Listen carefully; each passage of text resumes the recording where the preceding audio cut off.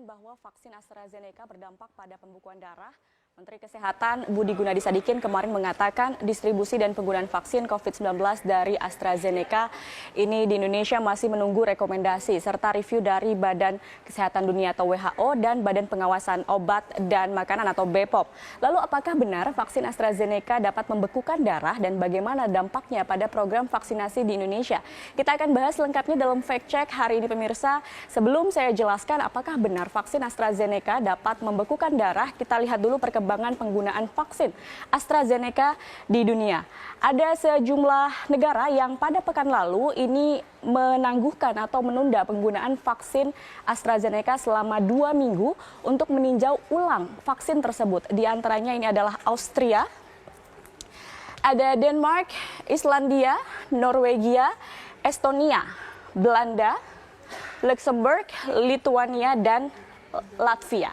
Dan yang menarik pemirsa, mengapa pertanyaannya adalah mereka atau negara-negara tersebut menunda vaksin AstraZeneca.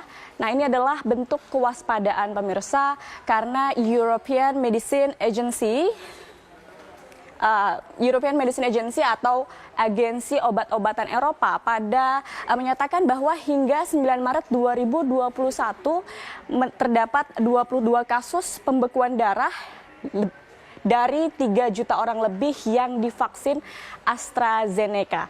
Nah, kita lihat pada kasus tersebut, European Medicine Agency menyatakan bahwa sebetulnya tidak ada tanda-tanda langsung yang merujuk pada penggumpalan darah atau penggumpalan darah itu tidak merujuk langsung disebabkan oleh vaksin AstraZeneca. Kita lihat pada kasus perawat yang meninggal dunia akibat dari pembekuan darah di Austria.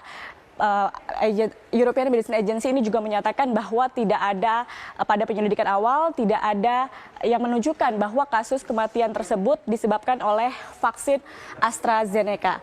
Kita lihat selanjutnya yang menarik adalah pemirsa bahwa ada penelitian yang menyebutkan bahwa peningkatan penggumpalan darah ini juga disebabkan atau COVID-19 ini menyebabkan terjadinya peningkatan penggumpalan darah. Kita lihat di sini bahwa mengutip laporan penelitian yang diunggah situs edukasi Harvard University pada 9 September 2020 lalu, berdasarkan pengamatan terhadap para pasien COVID-19 yang ditangani ICU di sejumlah rumah sakit di Amerika Serikat, tim peneliti Harvard Medical School menemukan bahwa COVID-19 ini menyebabkan terjadinya peningkatan penggumpalan darah yang berasal dari salah satu protein atau factor V.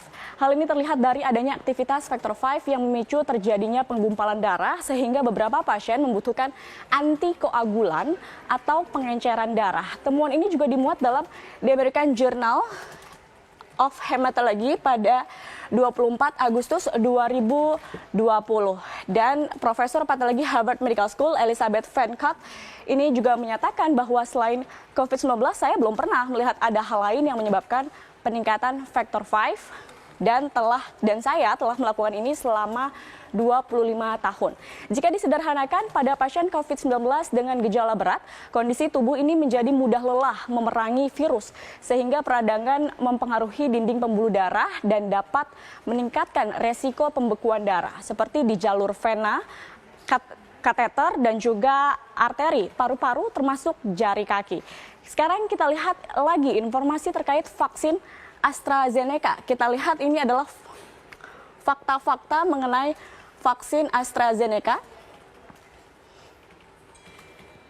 Ya, ini adalah fakta-fakta mengenai vaksin AstraZeneca. Dari hasil analisis dan uji coba vaksin AstraZeneca ini diumumkan oleh Oxford University di Inggris pada 23 November 2020.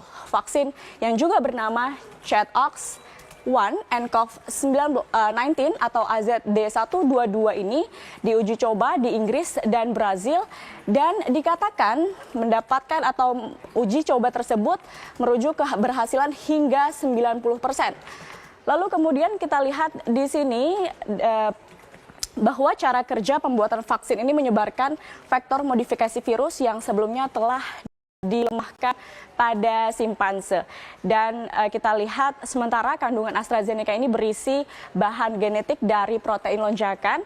Setelah vaksinasi, sel menghasilkan protein lonjakan yang merangsang sistem kekebalan tubuh untuk melawan virus SARS-CoV-2 yang menjadi penyebab COVID-19. Mari kita lihat berapa jumlah vaksin AstraZeneca yang dibeli sejumlah negara dan juga yang diterima Indonesia. Kita lihat di sini, Indonesia pada 8 Maret lalu menerima 1.113 dosis vaksin, 1.113.600 dosis vaksin. Lalu ini adalah tambahan vaksin COVID-19 dari AstraZeneca sebanyak 1.113.600 dosis vaksin. Vaksin ini didapatkan dari hasil kerjasama multilateral Gavi melalui COVAX Facility. Lalu juga kita lihat di sini pada pengiriman vaksin AstraZeneca yang akan berlangsung hingga Mei 2021, Indonesia akan mendapatkan total 11.748.000 vaksin hingga Mei 2021.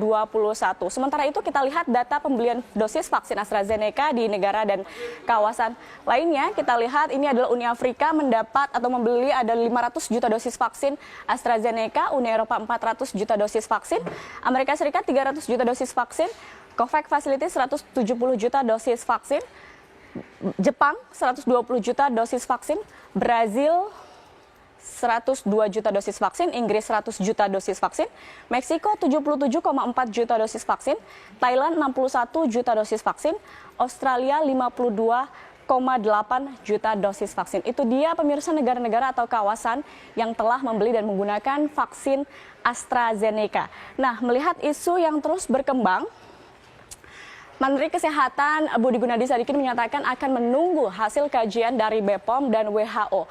Mari kita simak pernyataan Menteri Kesehatan Budi Gunadi Sadikin tersebut. WHO sendiri tidak menghentikan itu, ya. Jadi WHO posisinya mereview dulu, kemudian nanti akan di-announce oleh WHO dan kita ngikutin WHO aja. Berarti Indonesia sekarang belum memutuskan untuk memakai atau tidaknya, Pak? Yang datang itu sedang di-review, menunggu reviewnya BPOM. Artinya untuk distribusi ditunda ya Pak? Menunggu BPOM. Itu dia pemirsa pernyataan dari Menkes Budi Gunadi Sadikin bahwa memang Indonesia masih menunggu anjuran lebih lanjut dari WHO dan BPOM terkait penggunaan vaksin AstraZeneca yang sudah tiba di Indonesia pada pekan lalu. Terakhir kita lihat bagaimana program vaksinasi sejauh ini di dunia.